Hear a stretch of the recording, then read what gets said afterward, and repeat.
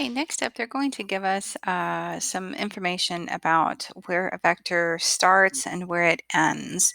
And then we have to determine what that vector is in component form and linear combination form here.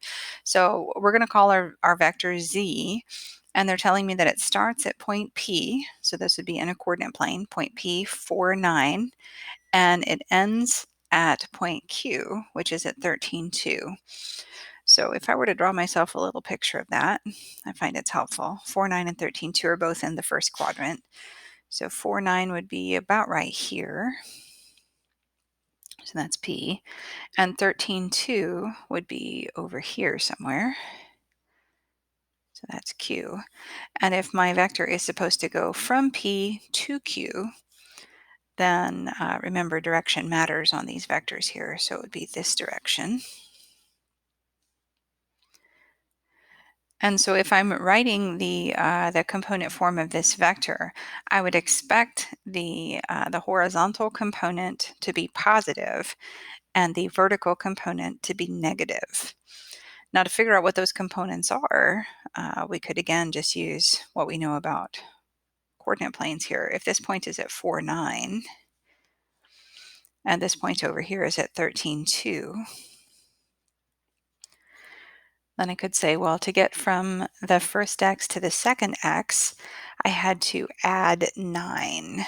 So my x component would be 9.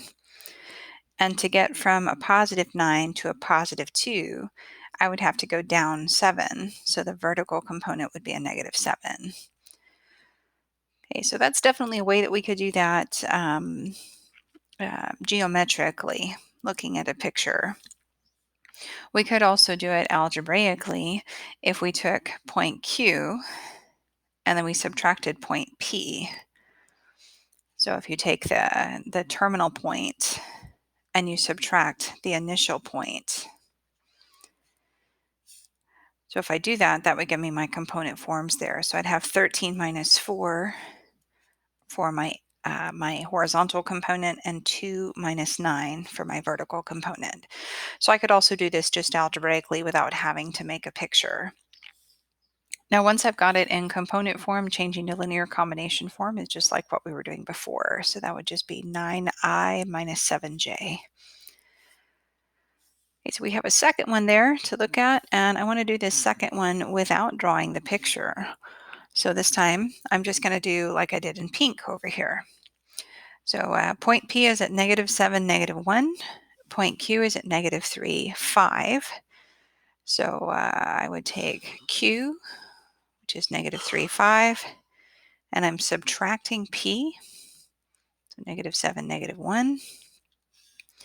And so if I do that here in my component form, that would be negative 3 minus negative 7 for my horizontal, and 5 minus negative 1 for my vertical.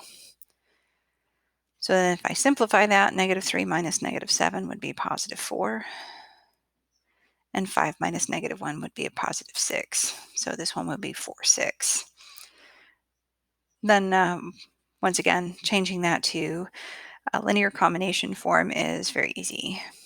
So 4i plus 6j. Now with these, I also do kind of like to think about it in geometrically just to make sure that my answer makes sense.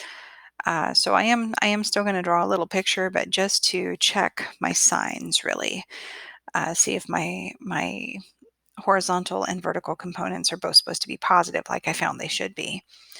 So I'm going to plot the points approximately where they would be. So negative 7, negative 1 would be about right there. So there's P. Q is negative 3, 5. So that would be about right here. So there's my Q.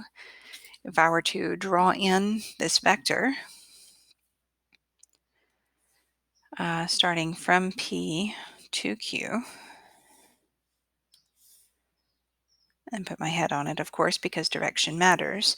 I can see to get from the tail to the head, I do have to go to the right and up. So it does make sense for both the horizontal and the vertical parts to be positive. All right, so you try the next couple of questions.